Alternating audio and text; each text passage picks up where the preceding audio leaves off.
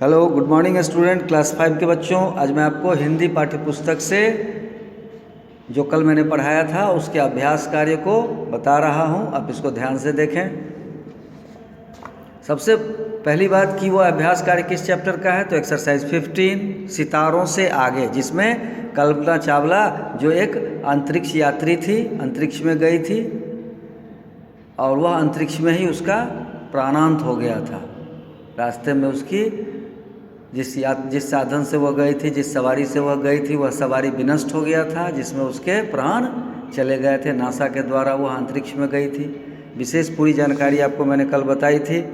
अब आप इसको एक बार फिर से पढ़ लीजिए ताकि आपको और ज़्यादा अच्छे से जानकारी हो जाए।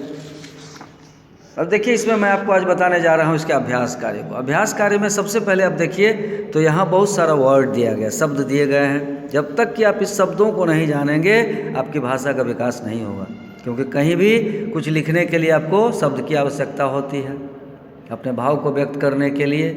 व्याकरण चूँकि हमारी भाषा को शुद्ध करता है, तो व्याकरण के आधार पर हमारे पास शब्द होने चाहिए।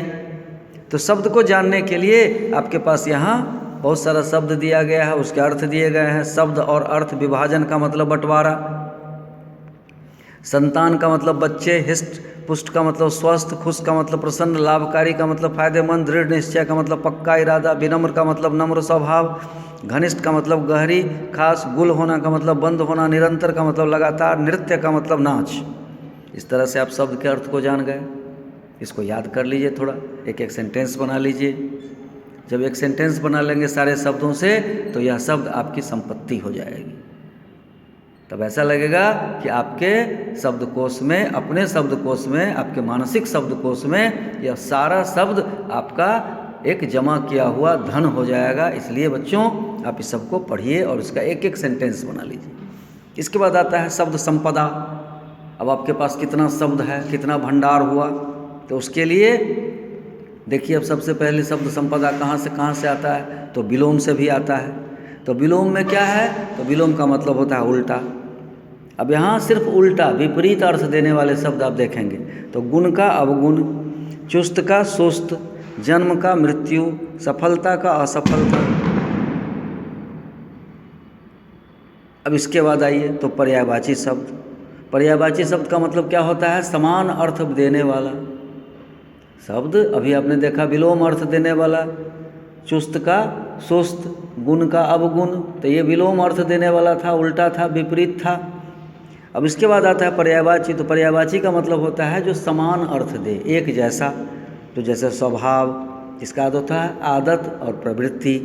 आकाश, नभ, गगन, व्योम इत्यादि। उसी तरह से आदर का तो सम्मान, इज्जत।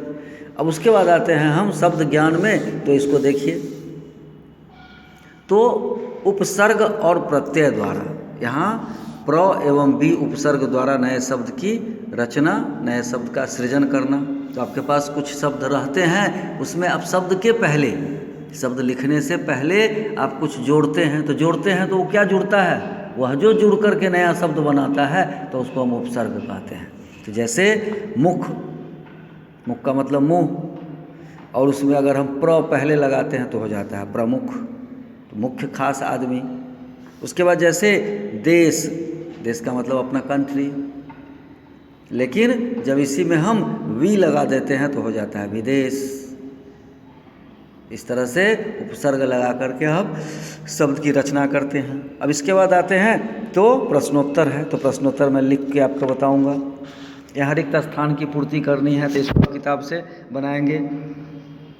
अब उसके बाद यहाँ देखिए तो भाषा अध्ययन में तो संयुक्त व्यंजन, संयुक्त व्यंजन के बारे में बताया गया है। व्यंजन में संयुक्त व्यंजन एक होता है, एक द्वित्व व्यंजन होता है। तो संयुक्त व्यंजन का मतलब क्या होता है, जब अलग अलग व्यंजन आपस में मिलकर के, दो अलग अलग व्यंजन वर्ण आपस में मिलकर के एक व्यंजन वर्ण की रचना करते हैं तो उसको संयुक्त व्यंजन कहते हैं। उष्म व्यंजन भी होता है। अभी मैंने बताया कि संयुक्त व्यंजन होते हैं, द्वित्व व्यंजन होते हैं, उष्म व्यंजन होते हैं। द्वित्व व्यंजन तो अभी आपको मैं संयुक्त बता रहा था कि जहाँ पर दो अलग अलग व्यंजन वर्ण आपस में जुड़कर एक व्यंजन वर्ण की रचना करते हैं तो उसको हम संयुक्त व्यंजन कहते हैं। तो जैसे उदाहरण में देखिए आपकी किताब में है, अक्ष एक व्यंजन है, इसकी रचना कैसे होती है? तो क एक व्यंजन है, मूर्धन स एक व्यंजन है, इस दोनों व्यंजन के मिलने से अक्ष। उसी तरह से त्र, उसी तरह से ज्ञ और उसी तरह से स्र, उसी तरह से स्र। स्र स में र लगा हुआ है। अब उसके बाद आइए, तो बाकी सब तो आपके पास हो गए। अब इस चैप्टर को ख़त्म करते हैं।